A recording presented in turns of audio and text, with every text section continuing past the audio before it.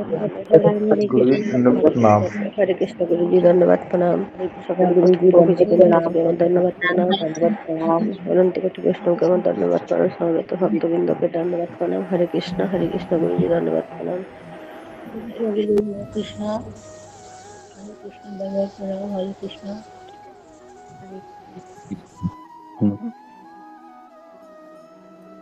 हरे कृष्ण गुरु जी दंडवत प्रणाम। सभी भक्तों को हरे कृष्ण। हरे कृष्णा गुरु जी हरे दंडवत कृष्ण प्रणाम। गुरु जी दंडवत प्रणाम। हरे कृष्ण सभी भक्तों को प्रणाम। कृष्ण गुरु जी दंडवत प्रणाम। सभी भक्तों को दंडवत प्रणाम। हरे कृष्णा गुरु जी दंडवत प्रणाम। सभी भक्तों को दंडवत प्रणाम।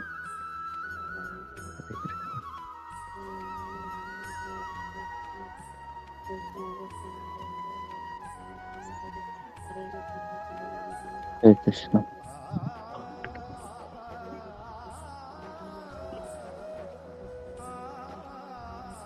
ओम अज्ञानतिमिरन्धस्य ज्ञानाञ्जनशलाकया चक्षुरुन्मीलितं येन तस्मै श्रीगुरवे नमः।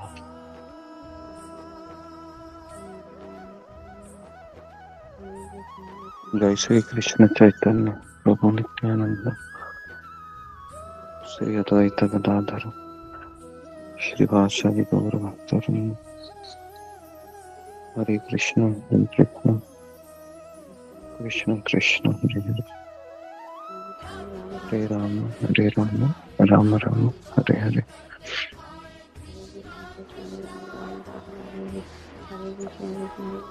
जी हरे कृष्ण।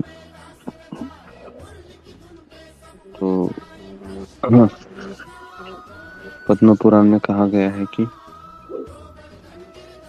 नाम चिंतामणि कृष्ण चैतन्य रस विग्रह पूर्ण शुद्ध नित्य मुक्तो अभिनत्वम नाम नामिनी। तो हरे कृष्ण महामंत्र के बारे में यह बताया गया है कि भगवान का नाम है, यह अभिन्न है। अभिन्न का अर्थ है कि इसमें कोई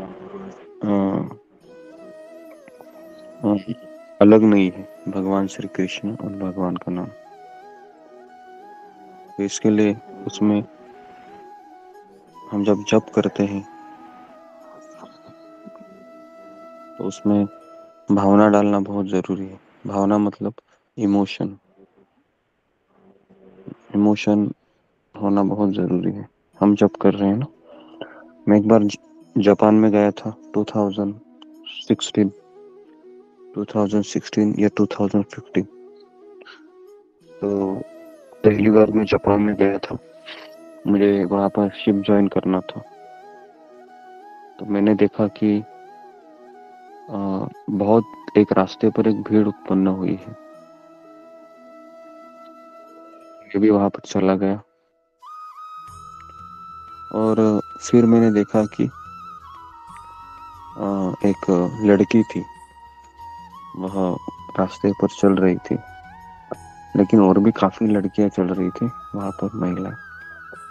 लेकिन मेरा एक साथीदार था, मेरे साथ भारत से आया था। तो मैंने उसको पूछा कि क्यों ऐसे दिख रहे। तो उन्होंने कहा कि वो जो लड़की है वह नकली लड़की है। तो मैंने कहा कि समझा नहीं मैं। कहा कि वो रॉबर्ट है। रॉबर्ट मतलब एक यंत्र है जो जापानीज साइंटिस्ट ने डिजाइन किया है। तो मैंने जब देखा तो पहचान भी नहीं आ रहा था, क्योंकि उसके हाव भाव भी सेम के सेम थे, लेकिन वो सब नकली थे। उसमें कोई इमोशन नहीं थे। इमोशन दिखाई दे रहे थे बाहर से कि उसके आईब्रोज हिल रहे हैं, वो हंस रही है, ये भी उन्होंने किया था। लेकिन अगर आप उसको कुछ बोलेंगे तो कुछ प्रतिक्रिया नहीं देगी, क्योंकि वह एक यंत्र है। तो मुझे तो आश्चर्य लगा उस समय, क्योंकि मैंने पहली बार देखा। तो बाद में फिर मैंने अभी ये मैंने इसलिए आपको कहा कि अगर हमारा जपा भी अगर यंत्र की तरह है ना, सब कुछ है उसमें, माला है, हम भगवान का नाम ले रहे हैं, हमारे पास झोली है, सत्संग ज्वाइन किया है, सब कुछ है, लेकिन अंदर से कोई भावना ही नहीं आ रही है, तो गड़बड़ है। तो हमें इमोशन डालने चाहिए। इमोशन का अर्थ है कि भावनाएं। जब भी जप करते हैं तो जप पूर्ण करने के लिए मत कीजिए,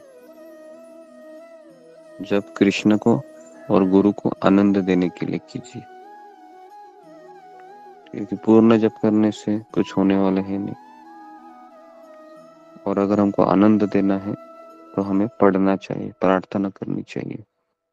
जैसा मेरे पास एक किट है, तो ये मैंने स्वयं खरीदा है, तो जस्ट मैं 1 हफ्ते पहले खरीदा, तो मेरे पास वह प्रार्थनाएं हैं और शिला प्रभुपाद जी का फोटो है, उसमें अद्वैत आचार्य, इनको प्रार्थना करनी चाहिए, नित्यानंद प्रभु, सनत कुमार, सनातन ब्रह्मा जी, हरिदास ठाकुर, इन सबको प्रार्थना करना चाहिए कि मुझे आशीर्वाद दीजिए, मैं अच्छा जप करूं, मेरे ऊपर कृपा कीजिए। तो ये सब करना चाहिए। ये नहीं करते तो गड़बड़ है। केवल जपा मत कीजिए, प्रार्थनाएं कीजिए, गिड़गिड़ाइए कि मुझे कृपा दीजिए, मैं अच्छा जप कर सकूं। तो नहीं तो हमारा जपा है ना, सालों साल ऐसा ही चलता रहेगा, एक यंत्र की तरह। और अभी आप बोलिए कि अगर आपके साथ अगर कोई है ना, रोबोट रह रहा है जिसमें कोई भावना ही नहीं है, तो क्या आप ऐसे व्यक्ति के साथ रहना पसंद करेंगे? तो हम स्वयं भी नहीं करेंगे, है ना, जो केवल चलता फिरता है और कुछ बोलता नहीं है, बोलता भी है तो भी उसमें कोई भावना नहीं है। अगर हमारे पत्नी और हमारा पति अगर या हमारे बच्चे अगर रॉबर्ट की तरह हो तो हमें भी अच्छा नहीं लगेगा। तो हमें जप करते समय यंत्र की तरह जप नहीं करना चाहिए, उसमें भावना डालिए, प्रार्थना कीजिए, गिड़गिड़ाइए, कृष्ण मुझे कृपा दीजिए, अद्वैत आचार्य, नित्यानंद प्रभु, समस्त आचार्यों को प्रार्थना कीजिए, तब जाके हमारा जप अच्छा होगा। ठीक है, तो जप करने के लिए ये भावना बहुत जरूरी है। और अगर भावना नहीं है तो उसके लिए भी रोइए कि मेरे में भावना क्यों नहीं आ रही है। तो मैंने कई बार प्रार्थनाओं को लिखवाया है, तो मैं वापस कल प्रार्थनाएं लेता हूँ। और एक चीज याद रखना, अपराध करना मतलब स्वयं का गला काटना, तो ये बिल्कुल मत कीजिए, है ना। अपराध तो बिल्कुल नहीं करना है। तो अपराध करेंगे तो हम स्वयं चाकू लेके अपने गला काट रहे हैं, समझने को।